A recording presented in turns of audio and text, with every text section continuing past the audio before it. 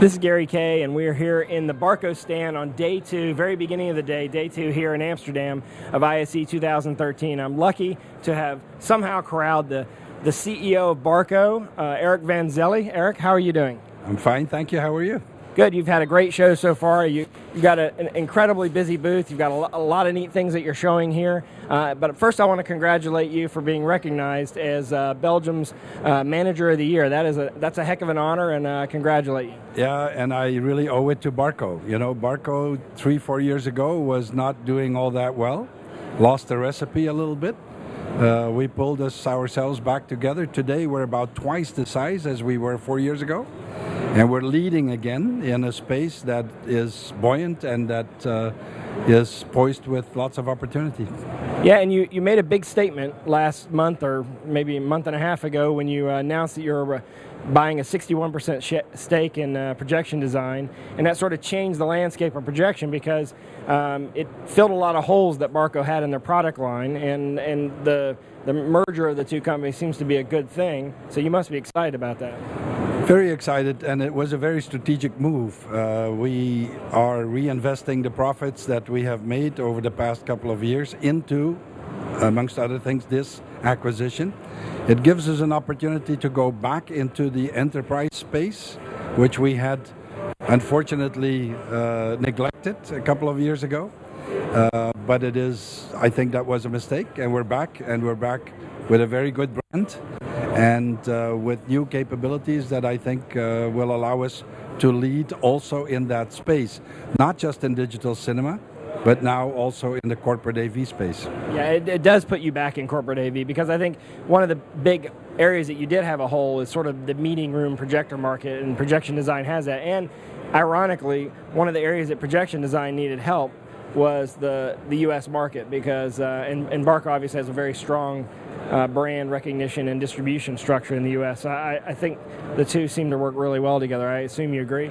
Yeah, I agree. I would say that we, a couple of years ago, maybe 6-7 years ago, viewed the enterprise market as a market that would commoditize and where additional features and benefits, high-end, would not play. Unlike in digital cinema, and that was a mistake. That was really wrong.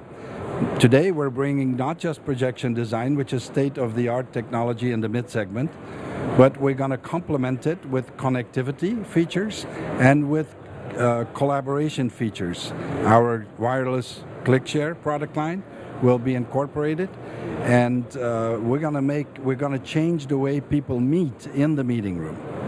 Because it's not just about the picture or the quality of the picture, it's about the interaction with the screen and the sharing of that content with other screens in other locations of the same company or customers alike.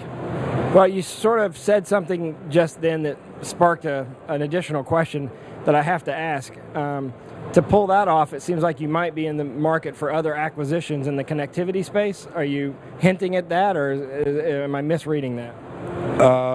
We are constantly looking for organic and inorganic initiatives that would allow us to be global leaders in the spaces that we have selected.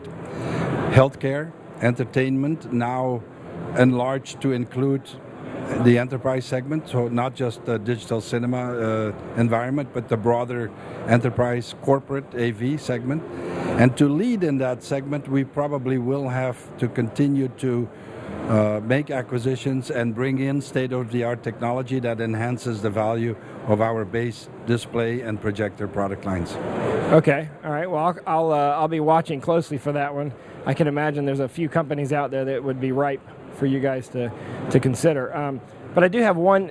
Your role in Barco, you've got to, obviously you're working on the small details, but you have to obviously, in the position that you're in, have a really good vision or attempt to have a really good vision on where the big picture is, and I don't mean that unintentionally, because you're making big pictures, but where do you see Barco? If I sit here and interview you 3 years from today, and would that be the 2016 show here in Amsterdam, which, by the way, the show's going to be here in Amsterdam through 2019. I assume you heard that news.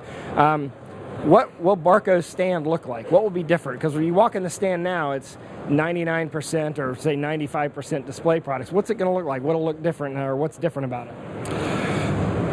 Let me begin by saying that I believe that 3 years from now, every Barco device will be connected to every other one over IP with full resolution sound and video capabilities. In addition to that, each of these devices will have Wi-Fi enabled connectivity to any device that you bring into the vicinity of that projector or display. So now you will be able to share your content on the big screen with anybody at any time and just at the click of a button. So connectivity, leadership in connectivity and in collaboration, interactivity will enhance the value of the products we already have. We're leaders in displays and in projectors. We're going to take that out there to include those two very fundamental features that will allow us, I think, to expect a higher share of wallet from our customers. In addition to that, I see Barco continue to grow geographically. Latin America, Eastern Europe, Russia included, China, very, very buoyant opportunities for us. We're already very well established there, but we will continue to grow as these economies grow and they develop the capabilities that we have in the West. The opportunity for us will be there. And then thirdly, I think we will lead also through value for money. We've already reduced the cost of our products. We used to be high-end. You know, if you could afford us, you would buy a Barco. Today, we're a lot more modest. We offer the best value for money, and we will continue to do that. We need to bring those costs down and enhance the experience of the user. That will help us lead. And last but not least, best service in the industry. Very robust products, very high reliability, always on, day and night, 7 days a week. That should be also the Barco brand.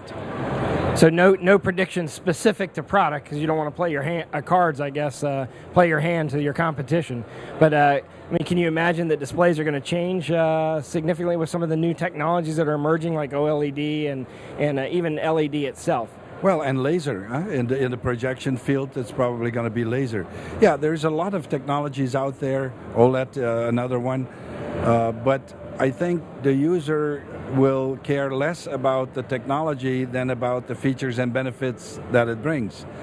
And I think we've reached levels of resolution, picture quality, luminosity, that basically we're at the limit of what the human eye can see.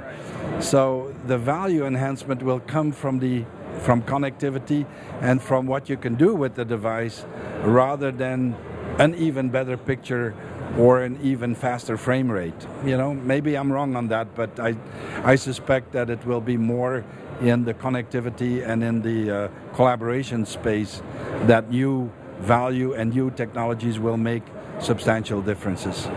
That's a good answer. I have one last question for you. If there's a company out there in the world, and they don't have to be a technology company, any company in the world that you admire the most, that you sort of aspire to become leading Barco, who would that be? That's a tough one, because we play in different fields, and I would pick different customers, different companies in different fields. But I think some of our competitors in the Far East are leading in terms of cost. Low cost, high volume, low cost. So I admire them for operational excellence.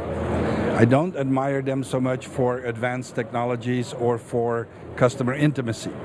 So if you would ask me about that, I would probably go east.